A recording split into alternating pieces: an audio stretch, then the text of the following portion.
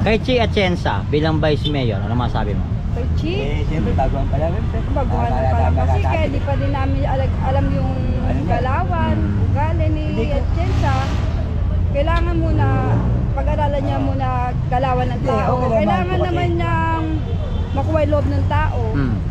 Maganda naman ang patakbo niya dito sa Maynila. Dito na lang siya ulit bumawi. Kung hindi naman siya nanalo bilang presidente, dito na lang siya ulit. Kasi dito tiwala lahat ng tao sa kanya. Bahay, wala akong bahay. Kailangan mo lang? Ang bahay, nilalayas ako ng may-ari bahay dahil panggigibain daw. Anong gusto mong bahay na? Yung may elevator? Elevator? Sabi Pag-asa ng mayor dito. Siya na lang pag-asa. siya na pag-asa. Bakit siya lang ang pag-asa, kuya? Kasi wala na mapipili. Wala na may papasok ng mayor kung sino pa mas maganda eh. Wala na. Wala na, wala. Eh, Wala ka na ba nakikita iba? Wala na. Sino, ma'am?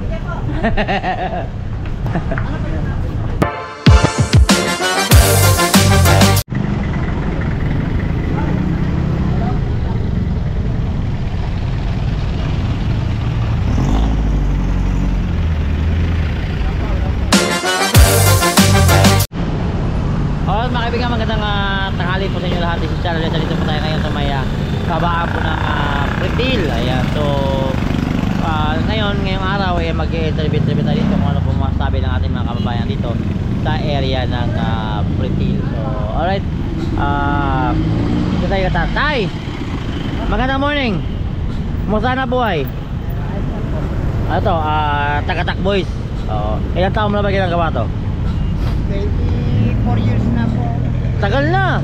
So ito yung ano, ginagawa mo pang pagkabuhay na araw-araw para sa pamilya mo.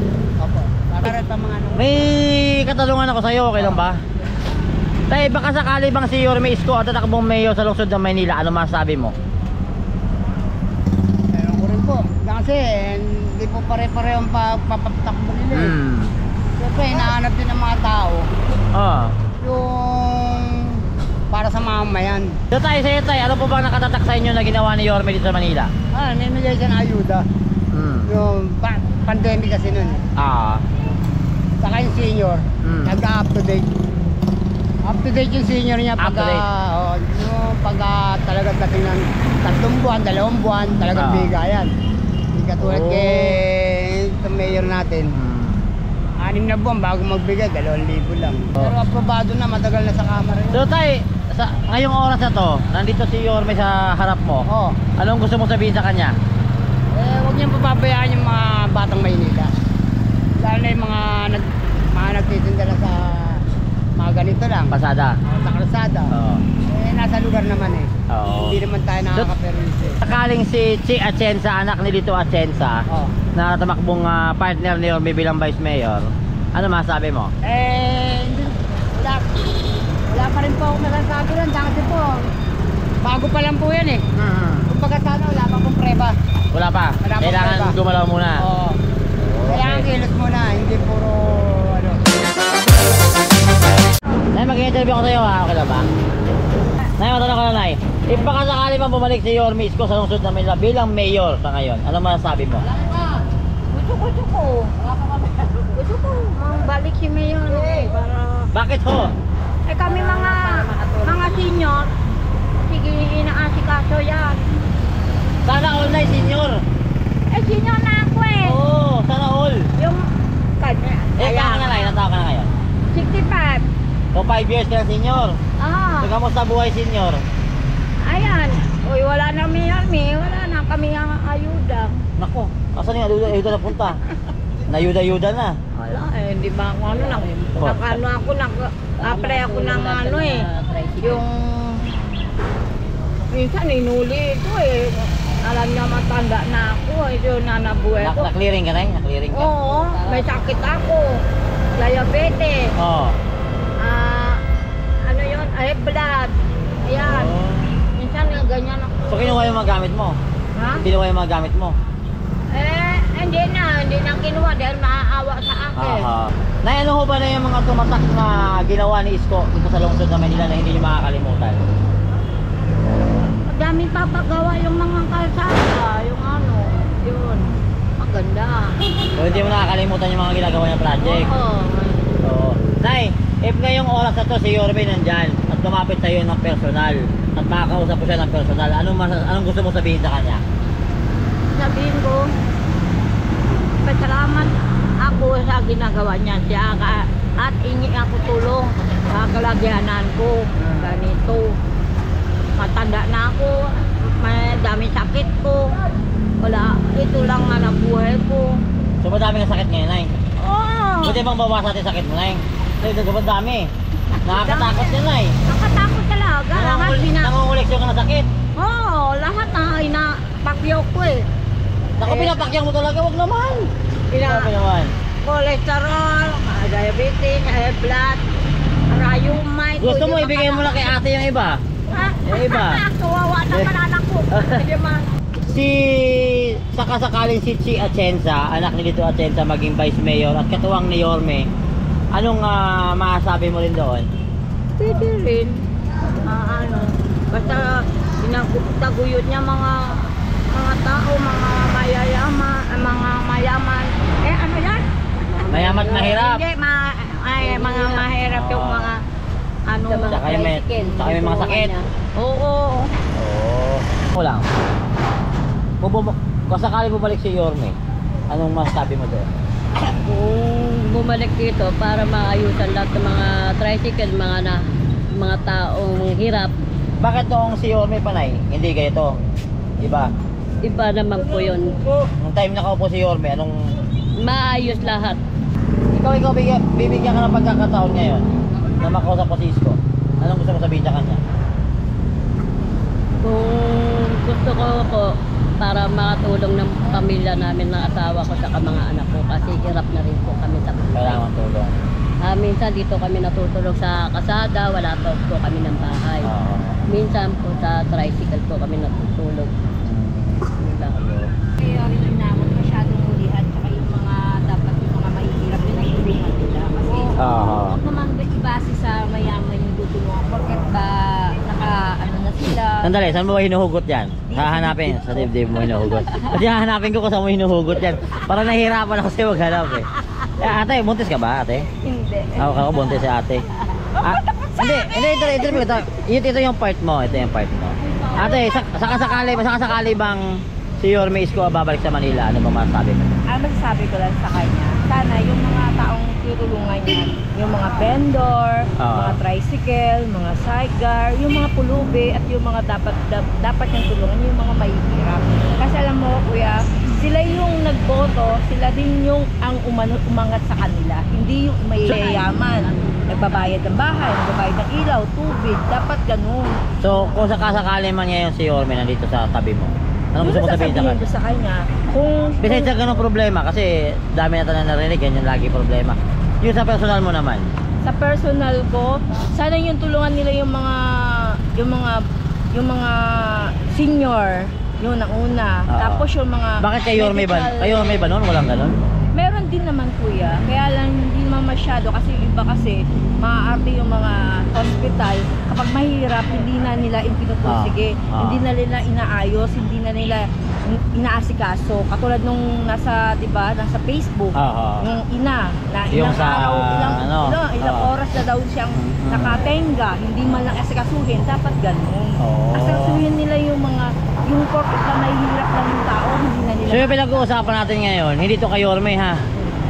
Sa ngayon to. Sa ngayon tong problema na nakikita mo. Pero yung tinatanong ko, yung panahon ni Yorme. Okay naman sa panahon ni Yorme, may mga tinutulungan din siya, may mga din, nakaano din ng mga ayuda, yung mga senior. Ano bang mga bagay na ginawa ni Yorme noon na hindi mo makakalimutan? Yung paggawa niya ng ilaw sa footbridge, yung dun sa may Binondo. Okay. Okay din yun. Bahay, wala akong bahay. Kailangan mo lang? Ang bahay, nilalayas ako ng may-ari bahay dahil pagbibibain daw. Anong gusto mong bahay na? Yung may elevator? Elevator? Sabi ka. Tanong ako sa'yo tayo. Okay, tabi ka. Tayo ba sakali pang bumalik si Yorme Isko sa lungsod na Maynila bilang mayor? Anong masabi mo? Sabi sa kanya, wala. Okay, maganda naman lahat naman na. Pinasok na nung una pa eh. Kahit nung naging mayor siya, maganda talaga pa. Ano bang mga bagay na ginawa ni Isko na tumatak sa puso mo? Ang mga dyan, sa Jones Bridge. Mga pailaw. Yung mga sa mga sa Morga. Ay sa Sumadami. mga lugar to. Nakakalimutan ko sa mga lugar. Sa Divisoria. Divisoria. Napakasya rin lahat sa mga ano. Okay. Eh, maganda pa. If sa oras na to ngayon, andyan si Yorme. Oh. Nagmamasid lang sa atin, mamarites. Oh, kakaway ako. Boss. Yo, boss. Pasara mo na yung Jollibee, boss. Ngayon, anong gusto mo sabihin sa kanya na personal kayo nag-uusap? Anong gusto mo sabihin? Sabihin ko sa kanya. Sabihin ko lang yun sa kanya. Salamat ko, babalik ka ulit. Dahil ayun ang gusto namin, maganda ang ano niya. Gusto mo yung balik siya? Oo, maganda yung palaka niya. Ngayon tayo, si Chia Atienza, kung siya ang magiging partner ni Yorme bilang isang vice mayor sa lungsod ng Manila, anong masasabi mo nito? Sa kanya? Hindi. Sa akin, kung ano yung magiging partner ni wala si Yorme. Ako sabi si Yorme, Papa. Ngayon tayo, kay Congressman Ernix Junicio, anong masasabi mo sa kanya? Eric Junicio, mababa si Eric Junicio. Okay naman si Junicio. Marami yung ginapagawa, ayan. Yung building na yan. Dapat yung complex. Barko ba yan? Center yan, bagong center yan. Bagong center. Yun yung wellness Sa center. Aurora, Francisco. Francisco. Saka yung complex, sila rin ang gano'n dyan. Sila rin magsasama nila Yorme. Nagtulungan sila. Oo. Sa project Tutulungan. na ano. Ito ka ate, kasi maganda. Kayo ate, kung sakasakaling bumalik si Yorme sa lungsod ng Manila bilang yung mayor ulit, anong masasabi mo? Well, sabi ko okay lang. Maganda naman ang patakbo niya dito sa Maynila. Dito na lang siya ulit bumawi. Kung hindi naman siya nanalo bilang presidente, dito na lang siya ulit. Kasi dito tiwala lahat ng tao sa kanya eh. Ano nga ba yung mga ginawa ni Yorme na tumatak din sa'yo? Marami siya din natulungan eh. Kaya nga... Sa mga vendor, katulad niyo? Pandemic, food bank. Oh, yeah. Sa inyo mga vendor, anong... Okay naman. Sa bilang pagtitinda, okay lang naman din siya. Mabait, maaasahan. Sa food pack, meron naman. Marami naman din siya natulungan. Kay Chia Atienza bilang vice mayor, ano masasabi mo? Kay Chi, Siyempre, baguhan pa lang. baguhan ng Palapasi, kaya di pa din namin alam yung galawan, ugali ni Atienza. Kailangan muna, pag-aralan niya muna galawan ng tao. Kailangan naman niyang makuha yung loob ng tao para boto siya. Okay. So, kay Enrique Junicio, ano masasabi mo? Ay kaya Junid, maganda kasi marami siya natulungan dito sa Tondo. Bibigay ng mga ano. Oo, magbibigay din. Bibigay ng mga ano, yung negosyo ng dole. Sa dole yung dole. Yung mga negosyo Yung- ng ano. Ayan ang ano. Yung tawag ito, yung pangkabuhayan. Pangkabuhayan. Hanip buhay. Hanip buhay. Hanep. So, anong gusto mo sabihin kay Yorme kung makasakaling mag-uusap kayo ng personal?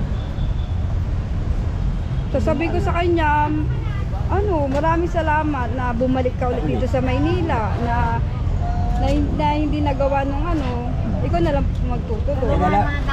Tsaka siya na lang ang pag-asa ng mayor dito. Siya na lang pag-asa. Siya na pag-asa. Bakit siya lang ang pag-asa, kuya? Kasi wala na mapipili. Wala na may papasok ng mayor kung sino pa mas maganda eh. Wala na. Wala na, wala. Wala ka na ba nakikita iba? Wala na. Balita ko ba tatakbo ah? Sino? Tatakbo lang. Sino? Oo. Karera kami.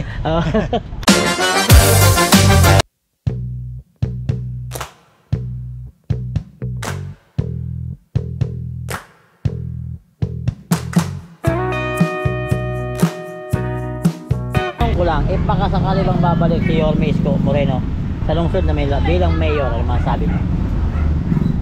Okay lang. Bakit po? Kasi siya naman din, maganda din naman yung